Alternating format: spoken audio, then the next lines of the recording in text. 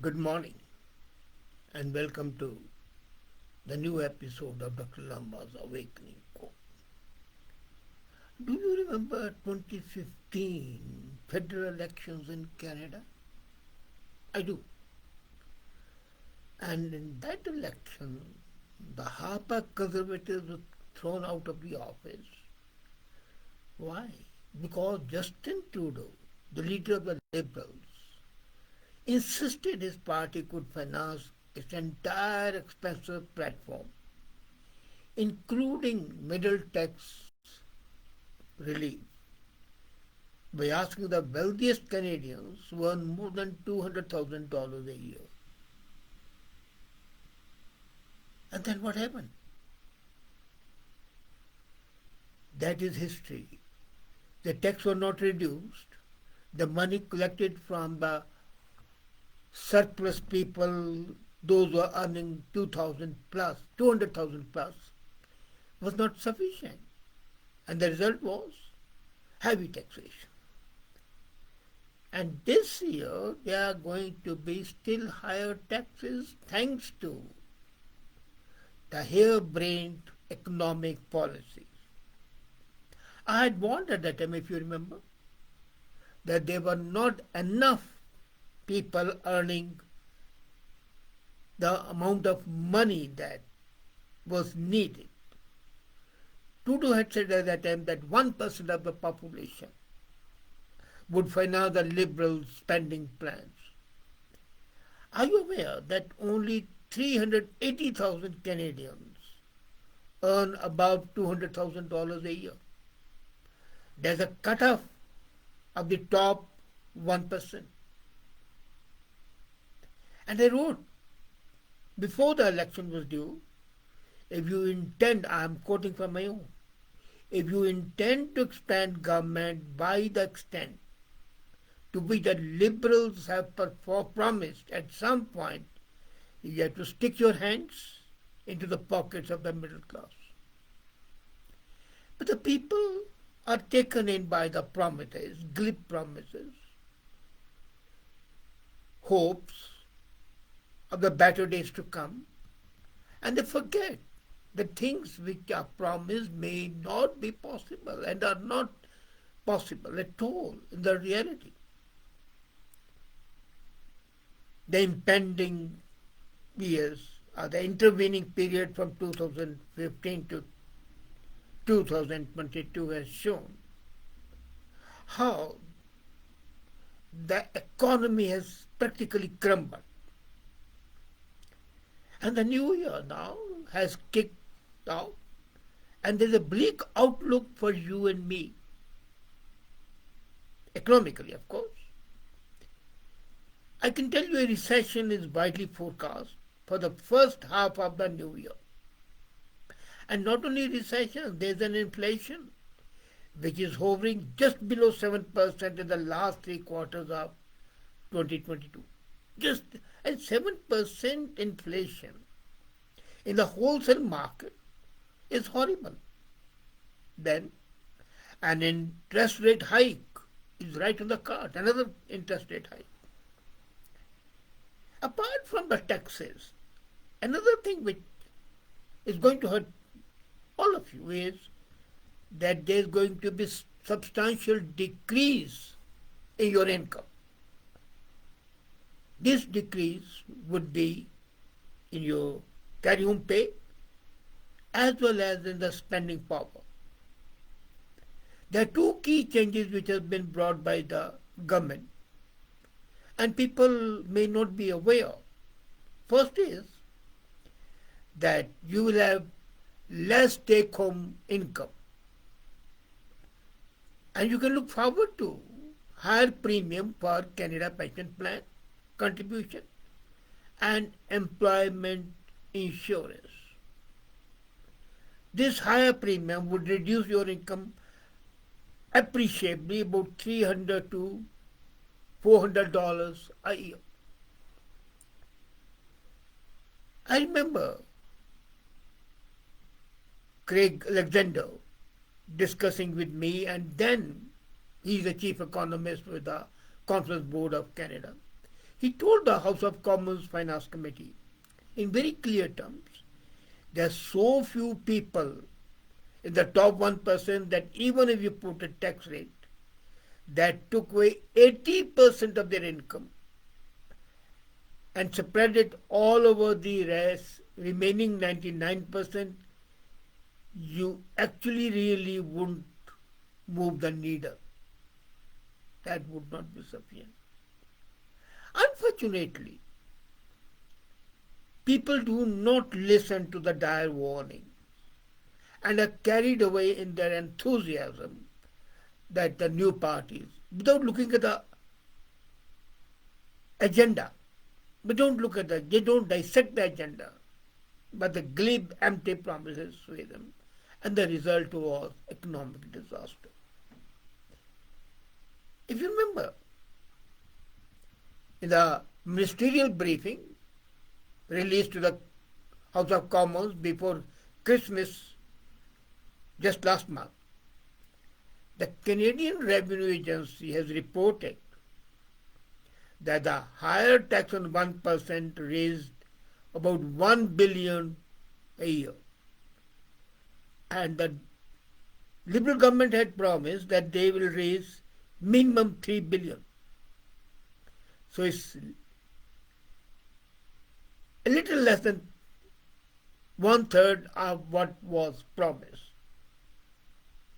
And those glib promises continued to deride the people, and coupled with the ultra-left talk of the welfare and the sporting B team of Liberal Party, NDP, saying pharmacare and Medicare without any meaning. It's just to create a noise, a cacophony to confuse you people.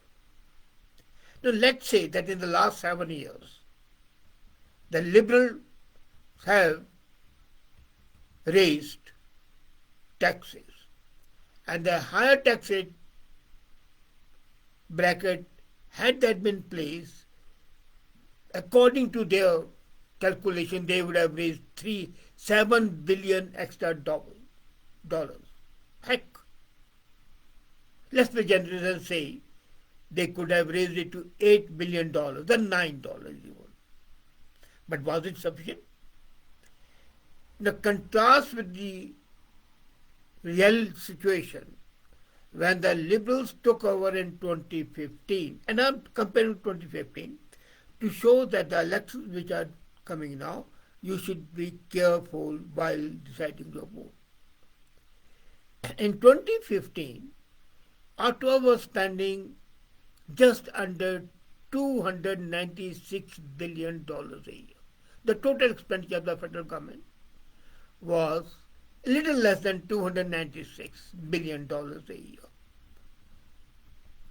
And in November fall fiscal update, just a month back, the Liberals estimated that in the current financial year, they would have $448 billion, from 296 to 448. And why have the expenses increased?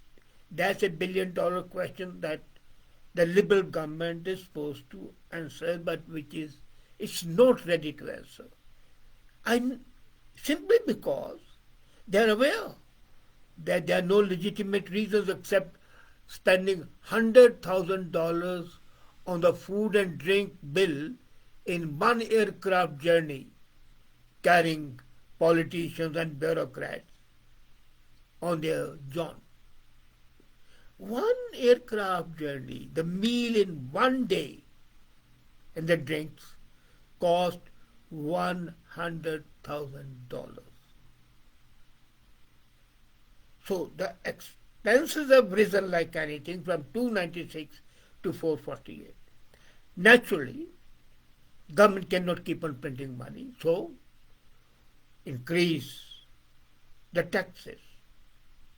That may not be sufficient. Manipulate the market so that the inflation goes up,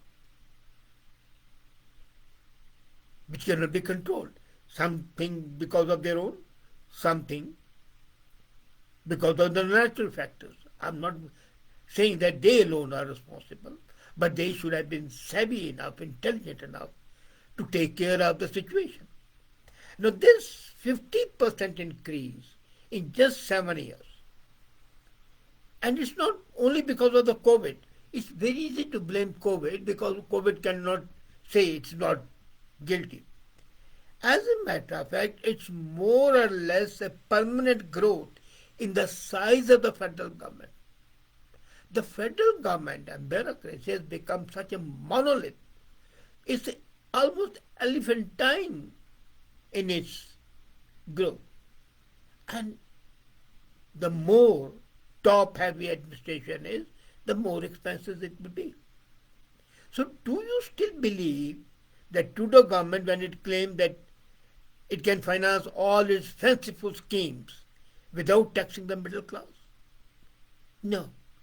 Now, another thing which came to my notice, and it was quite informative, the Fraser Institute has submitted a report that there has been some middle class tax relief since Trudeau Liberals came into power. Agreed. They accepted. But those reductions, now look at the thing. You take with one hand, give with another. Or you give with one hand, take with another. And you take more. Those reductions were more than made up by increase in other taxes. And they have been on the middle classes mostly. It's always the middle classes which suffer most. So what are they? Carbon tax, pension, employment insurance premium, and so on. So they reduced one type of tax and increased the other taxes, levied new taxes, thereby increasing the burden of taxation on the middle class. And if you feel that you have been spinning your wheels income-wise under the Liberals, which you think you have been, at least 90% of the middle class today, people like you and me, they pay more federal taxes now than they were paying in 2015. You calculate when you submit the income tax return, compare it with the income tax return you submitted in 2015. You would find that your taxes are now 90% of you are paying more taxes. And the increase is not nominal, it's quite substantial.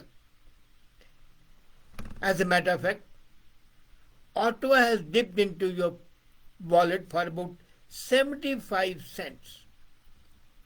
Of course, it doesn't include the provincial and the municipal tax increases. They are also increasing.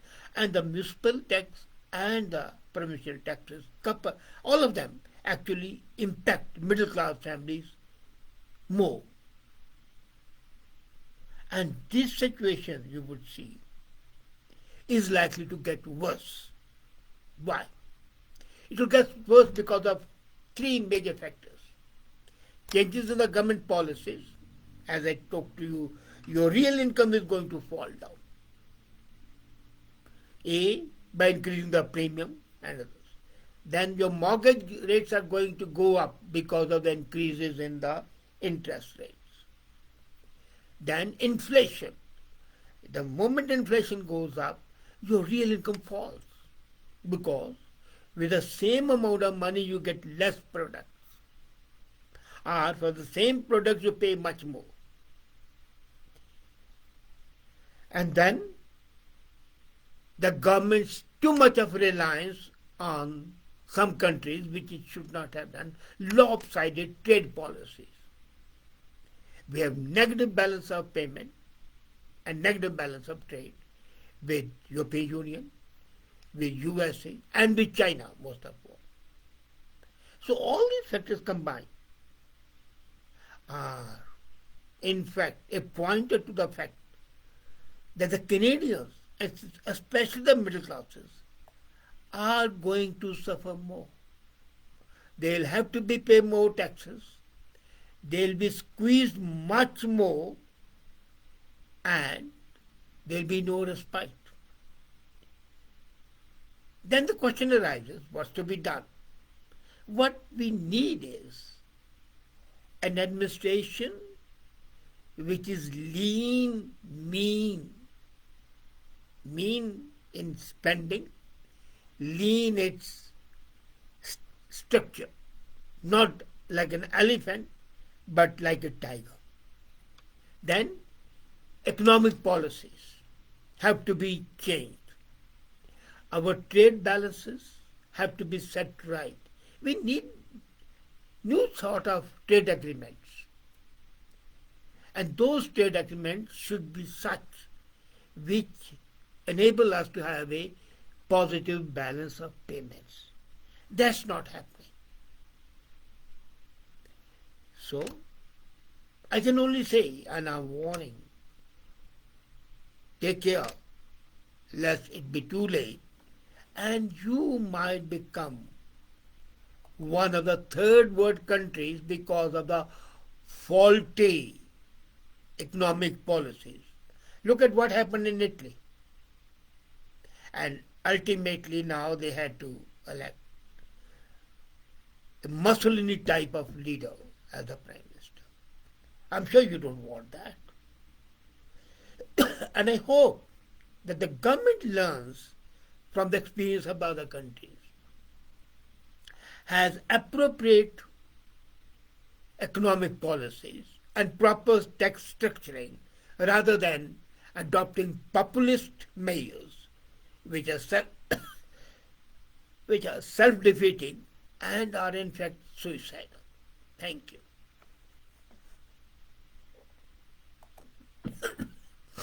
Hi.